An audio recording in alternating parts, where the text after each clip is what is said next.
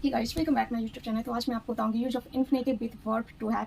तो इसके पहले मैं बहुत सारे वीडियो बना रखी हूँ, अगर आपने नहीं देखा हो तो प्लीज़ उनसे भी कुछ जाकर देख लें। वो सारी बेसिक स्ट्रक्चर वाली है और एग्जाम्पल के साथ मैं बताई हूँ। ये भी बेसिक स्ट्रक्चर ही है और इससे भी मैं आपको एग्जाम्पल के साथ समझाऊंगी। लेकिन पहले अगर आपको वो सारे वीडियो नहीं देखा हो तो पहले जाकर उन सारे को देख लें, उसके बाद ये देखें तो आपको ज़्यादा अच्छे से समझ आ जाएंगी। ओके, तो आज ये बेसिक क्लास ही है। मैं बहुत सारे वीडियो बना रखी हूँ बेसिक क्लास की।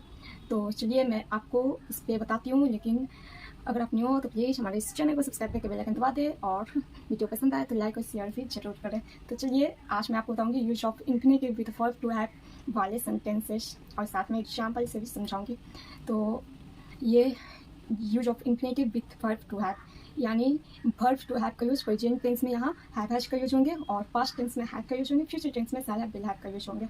ओके, तो इसका कुछ सेंटेंस से समझते हैं कि आप इस use of infinitive with verb to have का सेंटेंस कैसे होते हैं और इसे आप किस तरीके से बनाओगे और साथ में यूज भी करोगे स्पोकन की तरह। तो यहाँ पे मैं आपको इस सेंटेंस कुछ सेंटेंस लिखती हूँ use of infinitive with verb to have का, इससे आप समझ जाओगे कि इसका सेंटेंस कैसे होता है।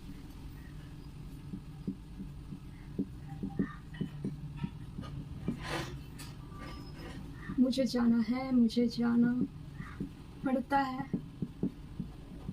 मुझे जाना होता है।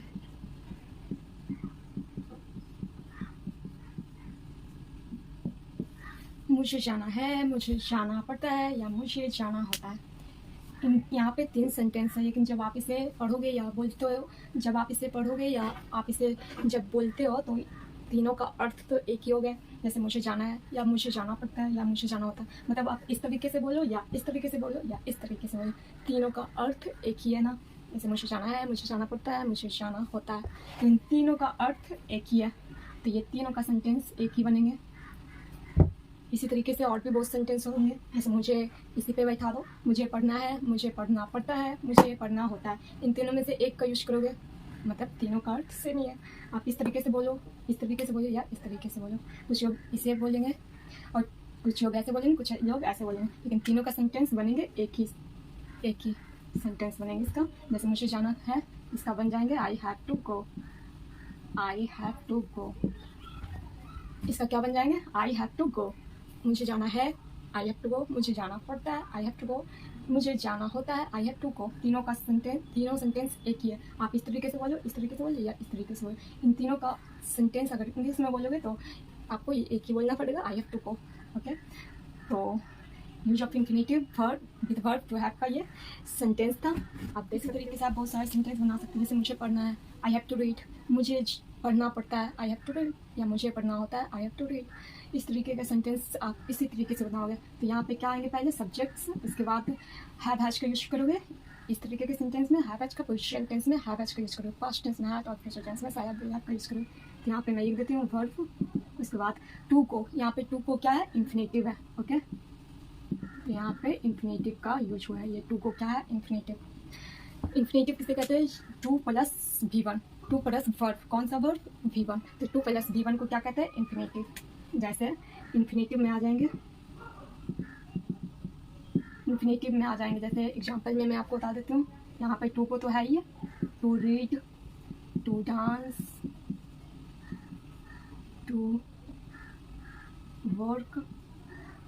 तो ये सब टू प्लस V1, यानी टू के साथ जब V1 आएंगे तो वो इन्फिनेटिव कहलाएंगे। ओके, एग्जाम्पल में है to go, to read, to dance, to work.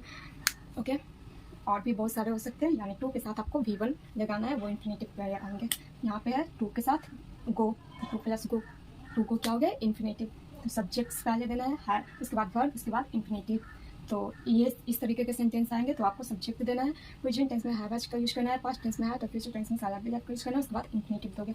I, B, you, दे और किसी का नाम प्लूरल रहेंगे तो उसमें आपको हैव का यूज करनी है, और ही, सी, इट, नेम यदि किसी का सिंगुलर है तो उसमें हैज का यूज करोगे।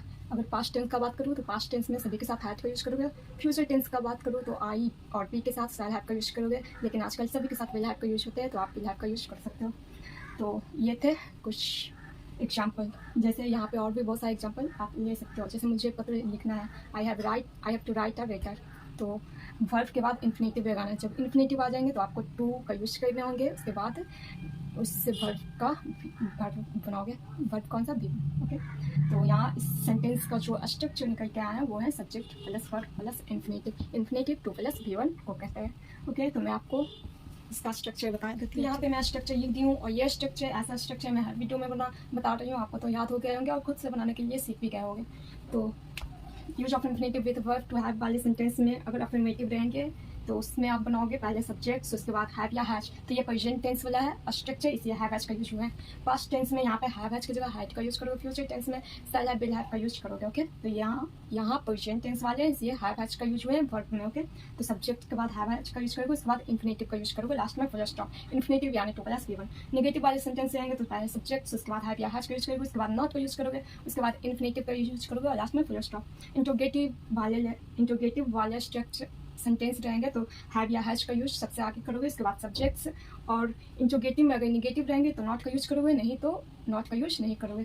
यानी निगेटिव वाले इंट्रोगेटिव में निगेटिव वाले सेंटेंस रहेंगे, निगेटिव रहेंगे तो आपको नॉट का यूज करना है, और इंट्रोगेटिव में निगेटिव नहीं रहेंगे तो नॉट का यूज नहीं करोगे। उसके बाद इन्फिनेटिव का यूज करोगे यानी टू प्लस V1 का यूज करोगे, उसके बाद लास्ट में question mark. WH interrogative, WH words किसे कहते हैं? ओके, WH words when, where, what, when, where, what, how, यही सब, व्हाई, ये सब को क्या कहेंगे? डब्ल्यूएच वर्ड्स कहेंगे। जब किसी सेंटेंस में कब, क्यों, कैसे, कहाँ, क्या रहते हैं तो इसका अंग्रेजी आप बनाते हो ना, what, when, where, how, why, ये सब बनाते हो तो वो सबसे आगे हो जाएंगे, उसी को डब्ल्यूएच इंट्रोगेटिव सेंटेंस, उसी को डब्ल्यूएच इंट्रोगेटिव स्ट्रक्चर कहते हैं। ओके, तो डब्ल्यूएच इंट्रोगेटिव यानी किसी सेंटेंस में व्हाट, कब, क्यों, कैसे, कहाँ, क्या आएंगे तो आपको उसकी अंग्रेजी सबसे आगे लिखनी है डब्ल्यूएच वर्ड्स के रूप में। ओके, जैसे what, when, why, where, how, ये सब की अंग्रेजी, ये सब वर्ड्स को आप आगे लिखोगे, उसके बाद हैव या हैज का यूज करोगे वही सेंटेंस में, उसके बाद सब्जेक्ट्स का, उसके बाद सब्जेक्ट के बाद आपको नॉट का यूज करनी है। अगर डब्ल्यूएच इंट्रोगेटिव नेगेटिव में, डब्ल्यूएच इंट्रोगेटिव नेगेटिव रहेंगे तो सब्जेक्ट के बाद नॉट का यूज करोगे, और नेगेटिव नहीं रहेंगे, सिर्फ डब्ल्यूएच इंट्रोगेटिव रहेंगे तो आपको नॉट का यूज नहीं करनी,